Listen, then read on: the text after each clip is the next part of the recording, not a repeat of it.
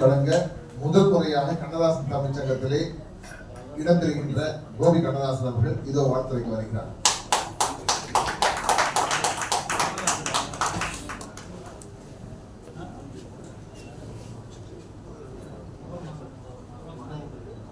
மேடையில் வீட்டிலிருக்கும் இங்கே இருக்கும் அனைவருக்கும் எனது பணிவான வணக்கங்கள். இந்த வாய்ப்பினை நல்கிய ஒருங்கிணைப்பாளர்கள் அனைவருக்கும், குறிப்பாக காவிரி மந்தன் அவர்களுக்கு என்னுடைய நன்றியும் வணக்கமும். கவிஞர் மகனாக எனக்கு ஏற்பட்ட சுவையான அனுபவங்களை உங்களுடன் பகிர்ந்து கொள்ளலாம் என்றுதான் வந்திருக்கிறேன். நான் கூடிய வரைக்கும் மேடை பேச்சை தவிர்ப்பேன்.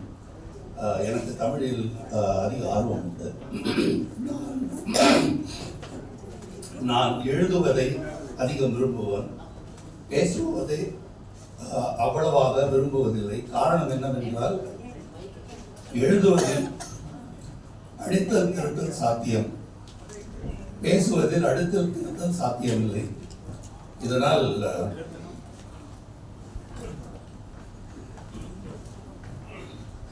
மேடை பேச்ச நான் சாதாரணமாகவே அவாய்ட் பண்ணிடுவேன். காவிரி மைந்தனுக்கு கூட கேட்டேன், என்ன பேசணுன்றத கொஞ்சம் அனுப்புங்க, நான் அதையே படிச்சிடுறேன் அப்படின்னு. எனக்கு ராதாலட்சுமின்னு எவ்வளோ நேரம் எடுத்துக்கலான்றது நீங்கள் பக்கத்தில் நில்லுங்க, அப்பவே தெரிஞ்சுப்பேன். ராதாலட்சுமி எனக்கு ஒரு ஸ்கூலில் வாத்தியார் இருந்தாங்க. எனக்கு தமிழில் அப்பவே ஆர்வம் உண்டு. ஆனால் மேடையில் சாதாரணமாக மேடையில் ஏற்றிடுவாங்க. பேச்சு போட்டிங்கன்னா அந்த பள்ளியை ரெப்ரசன்ட் பண்ணி நான் தான் போவேன். சிட்டியில் இருக்க எல்லா ஸ்கூலுக்கும் போவேன். நானும் இன்னொரு பையனும் மட்டுமே போட்டி போட்டுகிட்டே இருப்போம் முதல் பரிசுக்கு. ஒரு முறை ராமகிருஷ்ணாவில் பாரதியாரை பற்றி ஒரு பேச்சு போட்டி. அந்த பேச்சு போட்டியில் அவர் அந்த பையன் பேசினா, போதி மரத்து புத்தன் போய்விட்டான் என்று இருந்தோம், பாதி வழி போனவன் பாரதியார் திரும்பி வந்தான்னு ஆரம்பிச்சாங்க. ஆரம்பிச்ச உடனே எனக்கு விடன்னு ஆடி போச்சு. சரி, இந்த வழி தோற்ற போறோம் நம்ம, அது அவன் எழுதின கவிதை நினைச்சிட்டு இருக்கேன். முடிச்ச பிறகு அவனுக்கு ஃபர்ஸ்ட் பிரைஸ். நீதிபதி என்கிட்ட சொல்றாரு, உங்க அப்பா கவிதையை சொல்லி அவன் ஜெயிச்சு போயிட்டான். அதுக்கப்புறம் தான் எனக்கு தெரியும், இந்த கவிதை கவிஞர் நேருவினுடைய மறைவுக்கு போதி மரத்து புத்தன் போய்விட்டான் என்று இருந்தோம், பாதி வழி போனவன் பண்டிதனாய் திரும்பி வந்தான் எழுதியிருக்கிறாரு. அதை பண்டிதன் எடுத்துட்டு பாரதியின் டைம். அதுல பியூட்டி என்னன்னா, பாரதிக்கும் புத்தருக்கும் சம்பந்தமே கிடையாது. புத்தர் அவ்வளவு அமைதியானவர், பாரதி அவ்வளோ வீடு கொண்டு எழுதுகிற கவிதைகள் தான் எழுதினவர். அதுல இருந்து முடிவு பண்ண, சரி இனிமேல் மேடையில் பேசக்கூடாது. சிங்கப்பூர் கவிஞருடைய மகனாக எனக்கு கிடைத்த மரியாதைகள் அதிகம். சிங்கப்பூருக்கு ஒரு முறை நான் என்னுடைய கனடால இருந்து ஒரு நம்பி ஒருத்தங்க வந்திருந்தாங்க. அங்கே என்னை பேச கூப்பிட்டுருந்தாங்க. நான் போயிருந்தேன், பேசினேன். அந்த அன்னைக்கு பேசினது அது என்ன ஆச்சுன்னு கேட்டிங்கன்னா, நான் சாதாரணமாக இன்டர்நேஷ்னல் ஃப்ளைட்டில் அந்த டிக்கெட் எடுத்து பாதி நேரம் பார்த்துக்கிட்டே இருப்பேன். ஏன்னா ஏஎம்மா பிஎம்மா என்ன டெர்மினல் எல்லாத்தையும் பார்த்துட்டே இருப்பேன், கவரப்படாதுன்னு. என்னுடைய நம்பி என்ன பண்ணியிருந்தாங்க, இந்த ஜேர்னிக்கு முந்தின நாள் நிறைய சீஸ் அதெல்லாம் வாங்கிட்டு எங்களுடைய குடும்பத்தாருக்கு ஒரு பெரிய விருந்து வச்சாங்க. அந்த விருந்தில் பயங்கர பிஸி. அடுத்த நாள் காலையில் 3, அடுத்த நாள் மதியானம் 12 மணிக்கு எடுத்து டிக்கெட்டை பார்க்குறேன். காலையில் 10 மணிக்கு ஃப்ளைட்டு போயிடுச்சு. எனக்கும் அந்த என்னுடைய நண்பி கனடால இருந்து வந்திருந்த நண்பி வெள்ளக்காரி, அவங்க வெள்ளக்காரமா மன்னிக்கணும். சரி, நாங்கள் என்ன பண்ணிட்டோம், இதுக்கு போயிட்டு, ஏன்னா அன்னைக்கு சாயந்தரம் தான் ஃபங்க்ஷன், அதனால ஏர்போர்ட்டுக்கு போயிட்டு புதுசாக டிக்கெட் எடுத்துட்டு இதுக்கு போயிட்டோம். சிங்கப்பூர் போயாச்சு. மேடையில் ஃபங்க்ஷன் முடிஞ்சது. அந்த ஃபங்க்ஷனை ரெக்கார்ட் பண்ணி அன்னைக்கு டிவியில் போட்டிருக்காங்க போட்டுருந்து. அடுத்த நாள் காலையில் எங்களுக்கு ரிட்டர்ன் ஃப்ளைட்டுக்கு நாங்கள் டிக்கெட் எடுத்துகிட்டு போகிறோம். ரிட்டர்ன் ஃப்ளைட்டு புக் பண்ணிட்டோம்.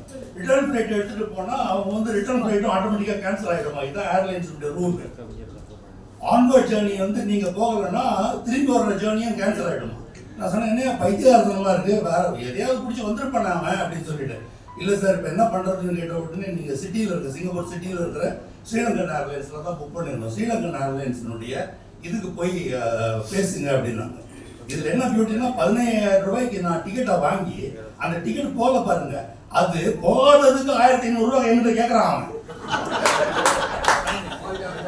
நீ போகிறதுக்கு பணத்தை கொடுக்கணுங்கிறான், ஏன்னா அட்மினிஸ்ட்ரேஷன் ஃபீன்னு. ஓடான்னு சொல்லிட்டு சிட்டிக்கு போயிட்டோம். சிட்டியில் போய் அங்கே உட்காந்துருக்குறோம். நான் அங்கே எனக்கு தெரிஞ்ச ஒரு நண்பர், சிங்கப்பூரில் இருக்கிற ஒரு நண்பர், இந்த லேடி, இவங்க 3 பேரும் உட்காந்துருக்குறோம். உட்காந்து பேசிட்டு இருந்தால் இந்த வெள்ளைக்காரம்மா சொன்னாங்க, நான் போய் பேசுகிறேன், இந்த வெள்ளைக்காரன்னா கொஞ்சம் பயந்து கொடுப்பாங்க, அதனால நான் போய் பேசுறேன்னு சொல்லிட்டு அவங்க போய் உட்காந்து பேசுகிறாங்க.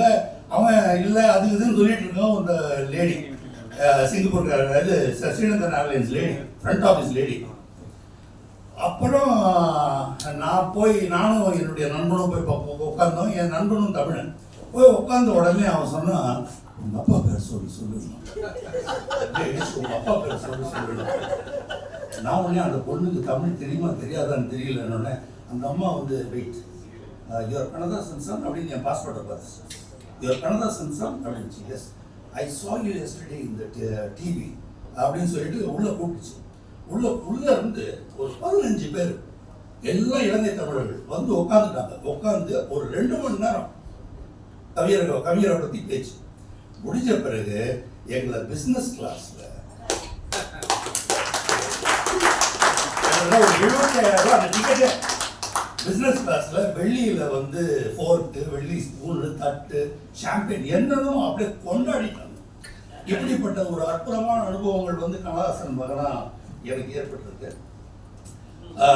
வாலி அவர்கள் வந்து அதான் மற்றவர்கள் பார்வையில் கண்ணதாசன் அப்படிங்கிறது வந்து நான் அடிக்கடி நினச்சி பார்ப்பேன். கவிக்கோ அவர்கள் எவ்வளோ அருமையாக கண்ணதாசனை வந்து ரசிச்சிருக்காருன்னு. அவர் சொல்றாரு, அவன் திருவோடுகளில் தங்க காசுகளை வீசினான். சினிமாவை திருவோடுங்கிற ஒரு பிச்சைக்காரனுடைய ஒரு ஒரு ஒரு லெவலில் இருக்கிற ஒரு ஆர்ட் ஃபார்ம், அதுக்கு தங்க காசு சும்மா காசு வீசியிருந்தாலே போதும். அவன் வந்து கவிதை நயத்துடன், இலக்கிய நயத்துடன் கவிதைகள் பாடினான் அப்படின்னு. அதில் இவர் வாலி வந்து ரொம்ப ரசிப்பார். வாலி ரசிக்கிற விதமே ரொம்ப வித்தியாசமாக இருக்கும். ஒரு நாள் எங்கள் அண்ணனை பார்த்துருக்கிறாரு ஏதோ ஒரு மீட்டிங்கில். டே நீ எத்தனாவது பையன்டான்னு இருக்கிறாரு. நான் பார்வதி அம்மாவுக்கு அப்படின்னோடனே, சரி பார்வதி அம்மாவுக்கு முதல்ல காந்தி, அப்புறம் கமால் அப்படின்னு சொல்லிட்டு 7 பேர். அப்புறம் பொன்னம்மா அம்மாவுக்கு சுப்பு, அவங்க 7 பேர். மொத்தம் 14 பேர். இதுக்கு நடுவில் அவங்க அப்பாவுக்கு பாட்டு எடுக்கிறதுக்கு நேரம் நடச்சு.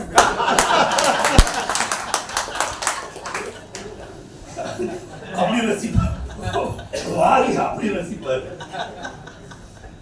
இந்த நிகழ்ச்சி வந்து அண்ணா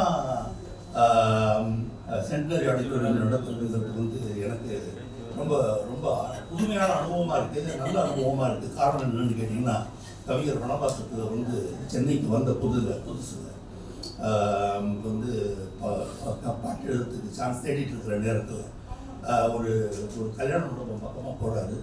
கல்யாண மண்டபத்தில் பயங்கர கூட்டம்னு கேட்குறாரு. சின்ன பையன், அப்போ வந்து 18 வயசு இருக்கும், 18-19 வயசு. என்ன கூட்டம்னு கேட்டால் அண்ணா பேசுகிறாரு. அப்படியே அண்ணா பேசுகிறாரு அப்படின்னு சொல்லிட்டு உள்ளே போய் உட்கார்றாரு. அவர் சொல்கிறார், அந்த ஒரு பேச்சிலே நான் அவருடைய தாசன் ஆகிட்டேன். அவ்வளோ அருமையாக பேசினார். அண்ணாவும் வயசு கம்மியாக. அதுக்கப்புறம் இயக்கத்தை விட்டு கவிஞர் வெளியில் வந்த பிறகு அண்ணாது ரொம்ப வருத்தம், கவிஞர் விட்டுட்டு வந்துட்டாருன்னு. ஒரு பொதுக்கூட்டம் மீட்டிங் முடிச்சுட்டு அண்ணா வந்து காரில் தன்னுடைய தோழர்களோட போயிட்டு இருக்காரு. ஒரு இரவு ஏதோ கிராமத்து பக்கத்தில் போயிட்டு இருக்கு. ரேடியோ பாடுது. அந்த ரேடியோவில் ஓடம் நதியிலே ஒருத்தி மட்டும் கரையுங்கிற பாட்டு பாடுது. அதில் இந்த வரி வருது, நினைக்கும் போதே எனக்கு புல் இருக்குது. ஆசை என்னும் மேடையிலே ஆடி வரும் வாழ்விலே யார் மனதில் யார் இருப்பார், யார் அந்த வரியை கேட்டுட்டு அண்ணா சொன்னாராம், எப்படிப்பட்ட ஒரு கவிஞனை இந்த இயக்கம் இழந்துருச்சு அப்படின்னு சொன்னாராம். மதுரை ஜிஎஸ் மணின்னு ஒரு பெரிய இசை ஜாம்பவான் இருந்தார். அவர் வந்து சாரதாமணியினுடைய அப்பான்னு நினைக்கிறேன். அவர் வந்து சாதாரணமாக வந்து திரை இசை பாடல்களில் கர்நாடக சங்கீதம்னு நிகழ்ச்சிகள் நடத்துவார். ரொம்ப பிரமாதமாக நடத்துவார். சில காலம் அப்பாவோட சொல்ல எழுதியதில் அவரும் பங்கு வகிச்சிருக்கார். ஒரு 4 வருஷம் 5 வருஷம் அவர் எழுதினார். அவர் வந்து சொல்ற ஒரு மீட்டிங்கில் அவரை பார்த்தேன். அவர் என்ன சொல்றாரு, எம்எஸ் விஸ்வநாதன் அசிஸ்டண்டா இருந்தார். அப்பாவுக்கும் வந்து எழுதுவாராம். அப்போ அப்பா சொல்லுவாரான், டே மணி என்ன பண்ணுற பொண்ணு இல்லைன்னு, சரிவா பாண்டிச்சேரி போகலாம் அப்படின்னு சொல்லிட்டு கிளம்பி முன்னாடி டிரைவரு மணி உட்காந்து போகிறான், பின்னாடி அப்பா காலை நீட்டி உட்காந்து, டே மணி ஏதாவது பாடுறான் அப்படின்னு வரான். மணி பாடிட்டே வருவாரான். ஸோ இந்த கதையெல்லாம் என்கிட்ட சொல்லிட்டு இருக்கிறாரு. அப்போ சொல்கிறாரு, நான் உங்கள் அப்பாவுக்கு பாட்டு எழுதுனேன் கொஞ்ச நாள். அப்போ வந்து என்னுடைய பையில் 4 பேனா பென்சில் வச்சுருப்பேன், 2 பக்கமும் ஊசி இது சீவி ஊக்க சீவி. என்ன காரணம்னா உங்கள் அப்பா சொல்கிற ஸ்பீடுக்கு ஊக்கு உடஞ்சிச்சுன்னா சீவதான் முடியாது. அதனால 4 பென்சில் 2 பக்கமும் சீவி வச்சுருப்பேன். அப்போ ஸ்ரீதர் சொல்கிறாரா, இயக்குனர் ஸ்ரீதர் சொல்கிறாரா, 2 வரியில் காலத்தை சொல்லணும், 2 வரியில் அப்படிங்கிறாராம். சரி எழுதிக்கலான்னு சொல்லிட்டு சொன்னாராம். வந்து என்ன